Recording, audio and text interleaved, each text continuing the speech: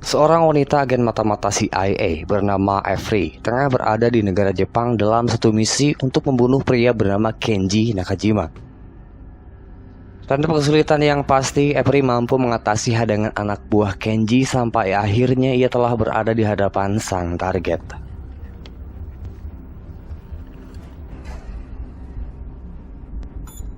Nampaknya bukan itu saja yang menjadi perhatian Avery. Ia mengincar barang milik Kenji yang tersimpan dalam sebuah berangkas. Namun saat hampir mendapatkan incarannya, Avery dikagetkan dengan serangan susulan anak buah Kenji.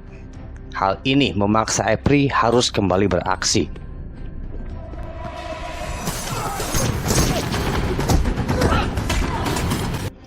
Maka setelah melalui pertarungan sengit, Avery berhasil melumpuhkan Kenji beserta anak buahnya dan berhasil mengamankan sebuah USB yang berisi file penting.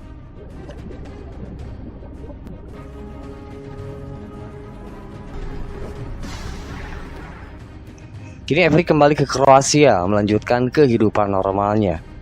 BTW, Avery sendiri memiliki seorang suami bernama David yang kebetulan hari itu merupakan hari ulang tahun pernikahan mereka. Untuk itu David mengajak istrinya berlibur ke Amerika karena ia berencana akan mengadakan penggalangan dana.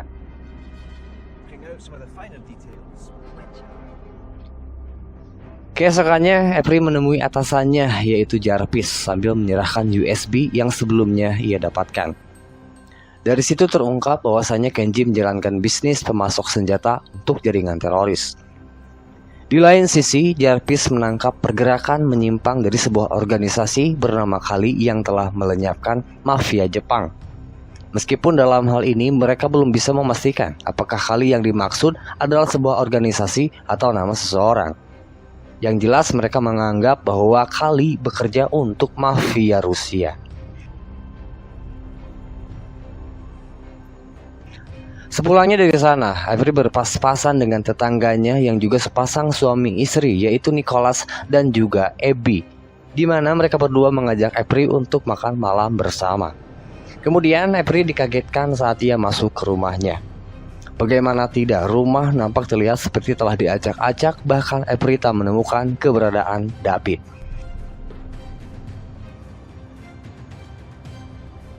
Di tengah kebingungan itu, akhirnya muncul jawaban bahwa David telah diculik.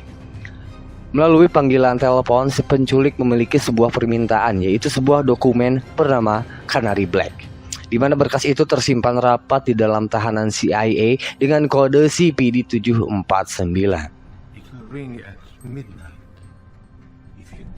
Avery tak semerta-merta memenuhi keinginan si penculik. Ia lantas meminta bantuan temannya, Sorina, untuk melacak lokasi penculik tersebut. Lalu setelah mendapatkan lokasi, Avery langsung bergegas ke tempat yang dimaksud. Namun si penculik nampaknya tak sebodoh itu. Ia telah menyimpan bom sebagai jebakan. Maka berhubung Avery tak memenuhi keinginan si penculik, mau tak mau ia harus menjinakkan bom tersebut.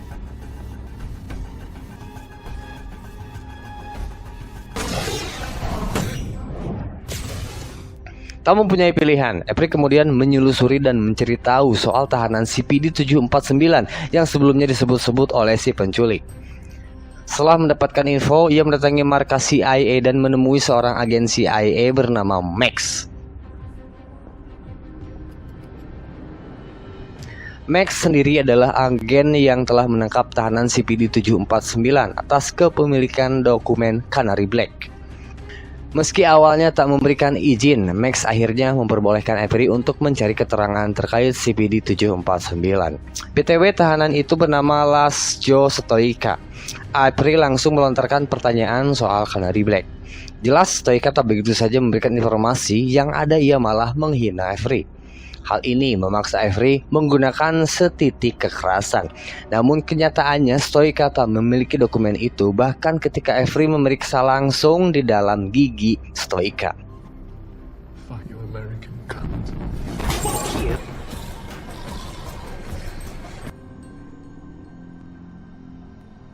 Kendati demikian, apa yang dilakukan Avery mendapat kecaman dari Max dan orang-orang di sana.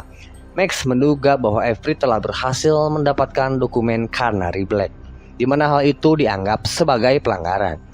Kemudian Max berusaha untuk mengejar Avery, namun Avery telah berhasil melarikan diri. Secara tidak langsung, Avery telah mengkhianati organisasi CIA. Hal ini kemudian sampai ke telinga petinggi CIA yang bernama Nathan Evans, dan pertemuan untuk membahas terkait Avery dilakukan. Melalui pertemuan daring itu, Nathan lalu mengeluarkan perintah untuk menangkap Avery.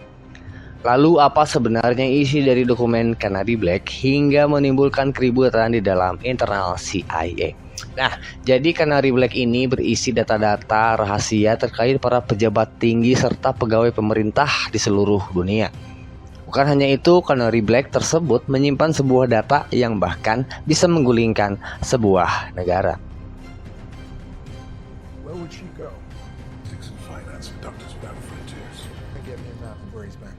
Sementara Avery sendiri saat ini tengah berada di kediaman Jarvis.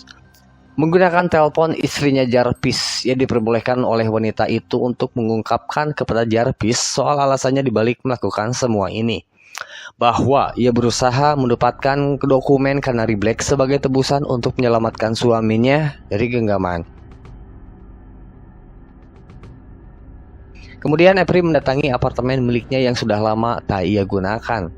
Tak berselang lama, Avery mendapatkan serangan dari seseorang dan ia tak kesulitan mengatasi hal tersebut.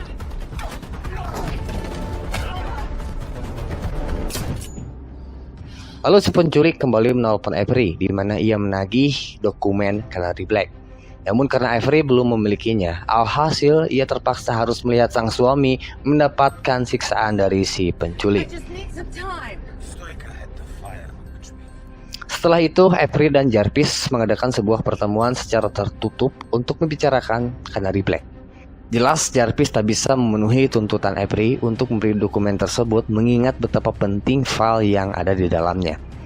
Rupanya hal ini merupakan sebuah jebakan untuk menangkap Avery. Di sini Jarvis membawa anak buahnya beserta agen Max. Di perjalanan, Max yang masih penasaran menanyakan kepada Avery soal Canary Black. Namun sebelum perbincangan berjalan panjang, perhatian mereka terganggu dengan datangnya sekelompok penjahat menggunakan sebuah mobil yang sedang mencoba menghadang mereka. Alhasil baku tembak di antara mereka pun terjadi sampai membuat mobil yang ditumpangi Avery menabrak dan terguling.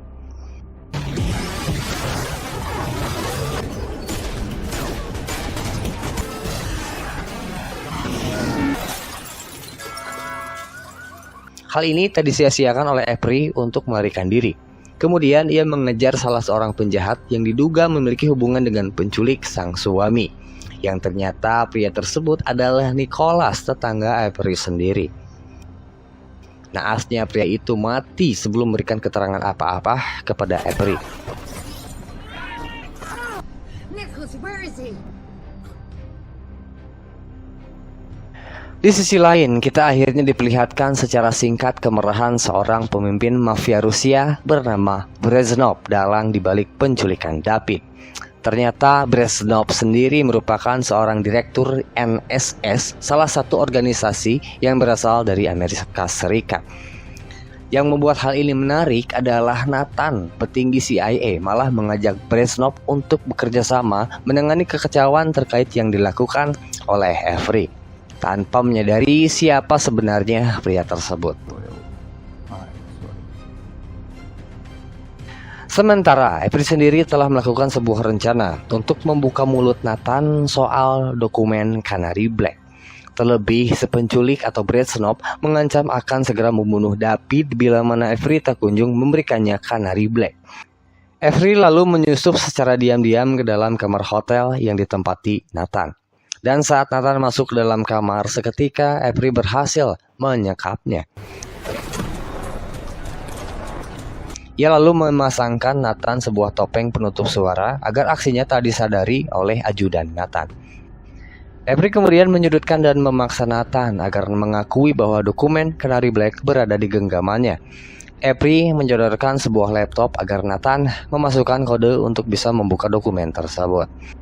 Nathan tak begitu saja memenuhi keinginan Avery dan mengatakan bahwa dokumen ini dapat membahayakan kedamaian seluruh dunia. Namun Avery tak gentar. Kali ini ia mengancam dengan memberinya sebuah bom apabila Nathan bersikeras. Alhasil Nathan luluh dan bersedia memberikan kata sandi untuk membuka dokumen Canary Black. Sayangnya dokumen itu hanya bisa diakses melalui server CIA secara langsung.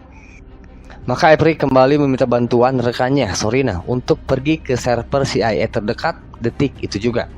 Tak berselang lama, mereka bertemu dan kini Avery dibantu oleh sebuah drone untuk bisa sampai ke ruangan server CIA.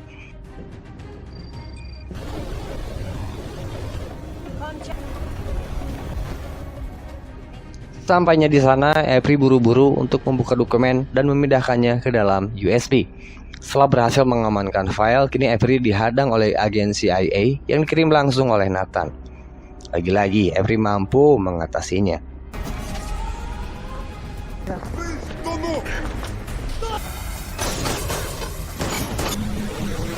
Kemudian ia bersama Sorina membuka isi dari dokumen Canary Black. Dokumen ini ternyata berisi sebuah virus yang dapat melumpuhkan jaringan internet di seluruh negara beserta departemen keamanan di negara masing-masing, di mana hal itu dapat menyebabkan peperangan antar negara. Karena mengetahui seberapa besar dampak yang akan terjadi, Avery meminta agar Sorina meng-denial file itu supaya tidak bisa diakses lagi. Nampaknya Bresnov telah mengetahui bahwa Avery telah mendapatkan Canary Black. Di satu sisi, Avery telah bergegas untuk menghampiri Bresnov. Sebelum itu, ia mengirimkan lokasi terkini kepada Jarvis berjaga-jaga bila terjadi sesuatu. Saat tiba di tempat perjanjian, tanpa diduga, Avery ditembak oleh peluru bius dari belakang.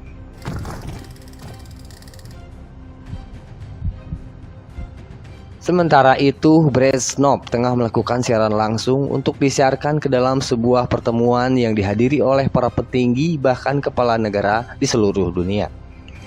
Bahwa ia memaparkan telah memiliki Canary Black yang dapat melumpuhkan sebuah negara. Sebagai peringatan, penerangan di negara Singapura terlihat gelap total walau dalam waktu sekejap saja. Dengan itu, ia meminta imbalan berupa uang agar aksinya dihentikan.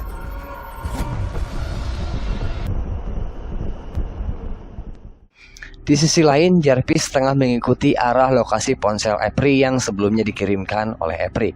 Lalu ia masuk ke dalam sebuah gedung dan mendapati beberapa penjaga. Meskipun berhasil mengatasi hal tersebut, pada akhirnya Jarvis tak bisa berbuat apa-apa setelah keberadaannya diketahui oleh Bresnov. Jarvis seakan tak percaya saat pertama kali mengetahui Bresnov sebagai sosok yang kini tengah menelor seluruh dunia. Namun hal itu tak menjadi alasan bagi Bresnov untuk membunuh Jarvis.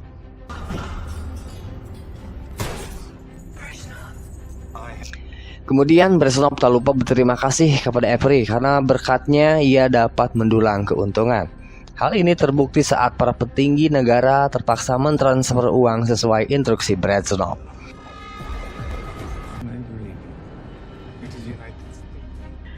Tak hanya mendapatkan hinaan dari Bresnov, kini Avery harus berhadapan dengan Abby yang masih merasa dendam kepada Avery karena telah membunuh Nicholas, sang suami. Namun saat Avery dicecar dengan beberapa pukulan, David muncul menyelamatkan Avery.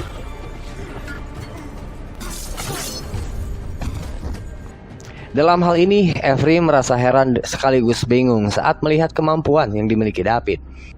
Karena selama ini ia mengetahui kalau sang suami merupakan seorang pria biasa-biasa saja.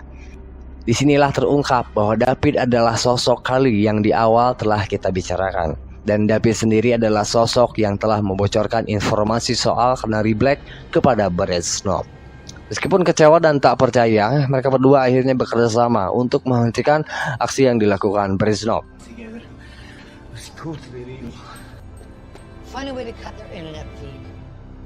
Kemudian David menyusup ke arah belakang dan mematikan akses listrik untuk memecah Bresnov dan anak buahnya.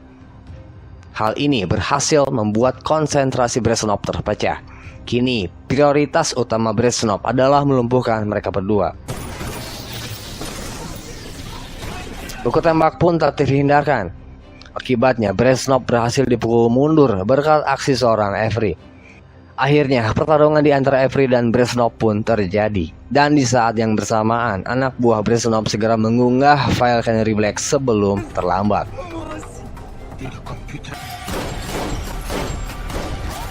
Sementara, Avery berhasil mengatasi perlawanan Bresnov dan membunuhnya di saat itu juga. Tak lupa, ia pun membatalkan unggahan Canary Black sebelum terjadi kekacauan.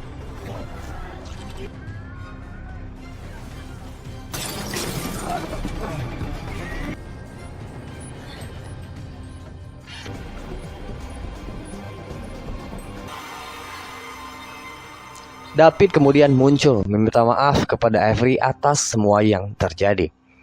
Avery tak menerima hal itu karena suatu alasan. Lalu tim dari CIA muncul dan langsung menyergap Avery dan David. Berkat semua kekecewaan yang dilakukan Avery, statusnya sebagai anggota CIA dan juga statusnya sebagai warga negara kini telah dicabut. Namun hal itu terbayarkan saat Avery diberikan penawaran untuk bergabung dengan organisasi rahasia teratas di dunia bernama MCC. Elizabeth yang datang langsung menghampiri Avery terkesan dengan kemampuan yang dimiliki oleh Avery.